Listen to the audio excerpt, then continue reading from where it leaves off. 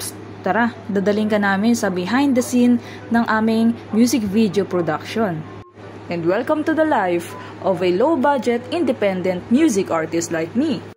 Sa Valenzuela View subdivision ng aming venue and nearby that place, meron dong salon na pinakamalapit at doon ako nagpa-manicure at nagpa-ayos ng lashes dahil nakalimutan namin magdala ng false lashes. Pero very quick lang yan ha, ang galing-galingan nila eh. Actually parang 30 minutes lang natapos na nila yung ginagawa nila sa akin.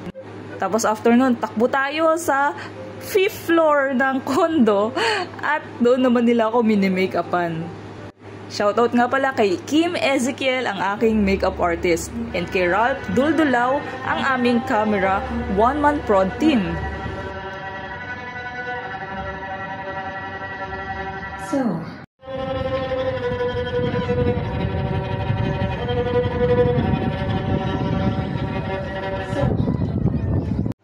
And napakagaling ko guys kasi alam nyo naiwan ko yung aking dress na susuotin para sa music video nito.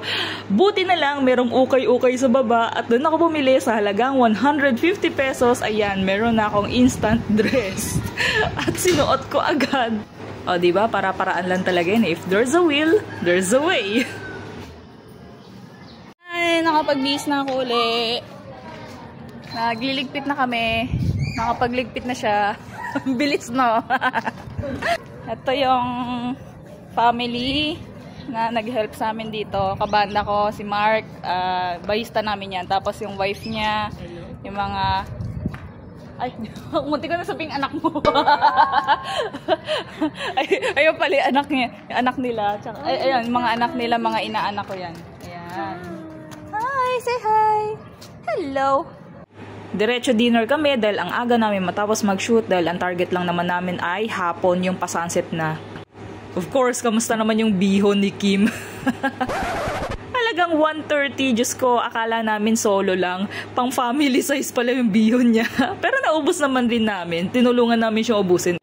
Then nag-book tayo pa uwi. Hello everyone, my name is Nick Santos. Yes, kakauwi ko lang and that's the behind the scene of my upcoming music video, Insignificant Others, na we haven't decided yet kung kailan ito i-release this year kasi we have plans for promotion before releasing it to the public. And yes, I hope guys you continue to support me and follow me on Spotify, Nick Santos. Thank you so much na nag-hair and makeup, burado. Binura ko na yung yung eyeshadow kasi nagbubura na rin ako ng makeup ko ngayon. And thank you rin sa camera person namin si Ralph Duldulaw. And yun, salamat rin sa gumawa ng lashes and nails ko. You know who you are guys. Comment lang kayo. See ya. Don't worry.